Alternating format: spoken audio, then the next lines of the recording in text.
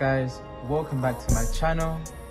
My name is Paris, as you know already, aka P Money. So this video is pretty much going to consist of a part 2 of part 1 of story time of Nonleague To Pro.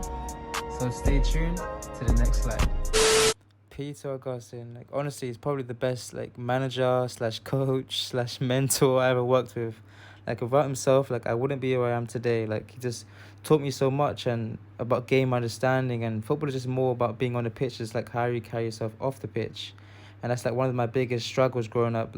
Presentation, you have to carry yourself like a professional and being punctual and coming with that drive and hunger and wanting to improve. You said natural talent can only take you so far. Is that work ethic would drive you that extra mile. But yeah. Open day trial for the college team, Hampton&Richmond Borough FC. Done extremely well, to the point Darren Powell, the first team manager, spoke to me after the training session, as well as Peter Augustine, the academy director. At the time I was 16 years of age at Hampton. I signed up for a 2 years college course. It was a no-brainer for me because all I wanted to do is become a professional footballer. It was my A, B plan and C. People even say don't put all your eggs in one basket, but I say otherwise. So if I listened to those people, I wouldn't be here where I am today, you know? Weeks pass and I'm starting to impress, even to the point where local papers put my face in a newspaper, as well as a camera crew coming down to record my game. After that point, I was called up to the first team around the October period. Was just oozing with confidence, heard scouts and agents were coming down to watch my games, just made me turn up even more. As they say, pressure makes diamonds, and I was definitely one shiny diamond. But not long after that point, I scored literally 3 goals on the bounce for the first team. But one of the most special goals I scored with the first team against Dulwich Hamlet, because it was non-league day, and it's around over 5,000 fans. One of the biggest games of my career growing up through youth football, I should say. So much fans. My dad was also watching, and I was I was nervous, don't get me wrong, but excited at the same time, So I came in the last 10 minutes, it was 2-1 down. Then before you know it, P Money strikes again. I made it 2-2, the crowd goes crazy, and I'll never forget this day. I don't know how it just happened, it's just so surreal. But yeah. A few weeks after the Dulwich Hamlet game, I signed with a footballing agency that got me a trial with Leighton Orient with under 23s for 2 weeks. From the following Monday, my dad drove me down to the training facilities, introduced myself to the managers as well as my dad. My dad watched the whole training session. The managers were so impressed to the point that they invited me down to train with the first team the following training session.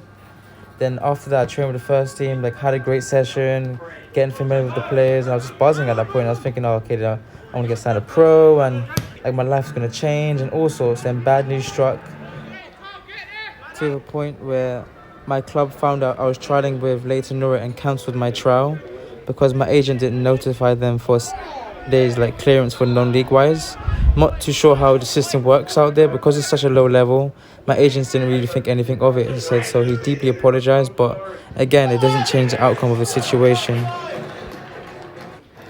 After that point, I was in a bad relationship with the coaching staff as well as managers, even to the point they wasn't really putting me into the squad, and I was hardly training with them. So I decided with my agent and my dad to pretty much leave the club at just after the end of the season, or just after pre-season, I would say. So yeah, coming towards the end of the season, then pre-season hit, had great opportunities because I played against Spurs under 23s, also played against Crystal Palace, also played against Brentford, again under 23. So I had a great experience in that side of things. I could say professionally, because I did play against top pros, internationals, and some of them even played with England under 21. So playing against those type of players that elevates your game, because you have to step up, you have to improve, you have to be sharper mentally, physically, everything, So after pre-season, decided to leave the club, said my goodbyes and so forth. Also left my agent solely because of what happened in the past. So from that point on, I was still battling with injuries from time after time, but I had the one severe injury called shin splints that led me to be out from football for about 12 to 13 months. That's when less greater words, shit hit the fan. That's when football started like become depressing, and I didn't really want to watch football or even play it. Even though I couldn't, but just like I was just sick of the sight of football, and I feel like a lot of players can relate, going through non-league, going through injuries and rejections, and how can you really take rejection? And I can't say I'm the best example, because there's no best example. Everyone goes through hardships in their own way.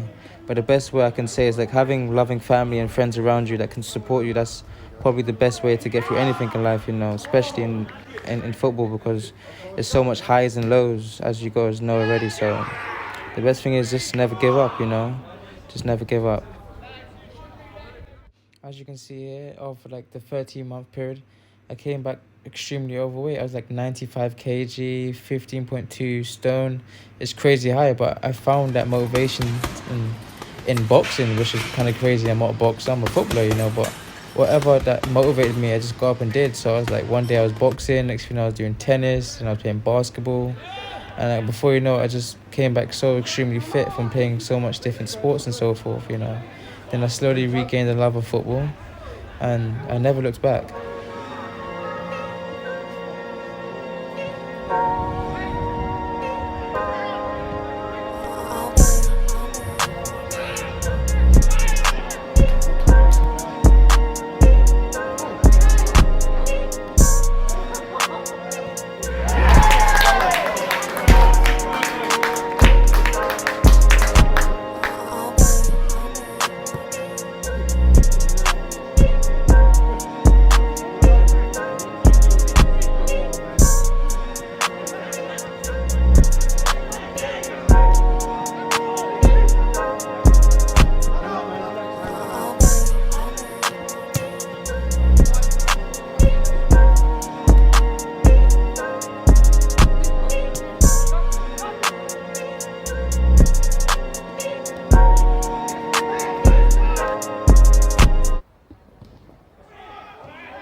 What? So make sure you like, subscribe, comment, all that good stuff, and I'll catch you on the next one.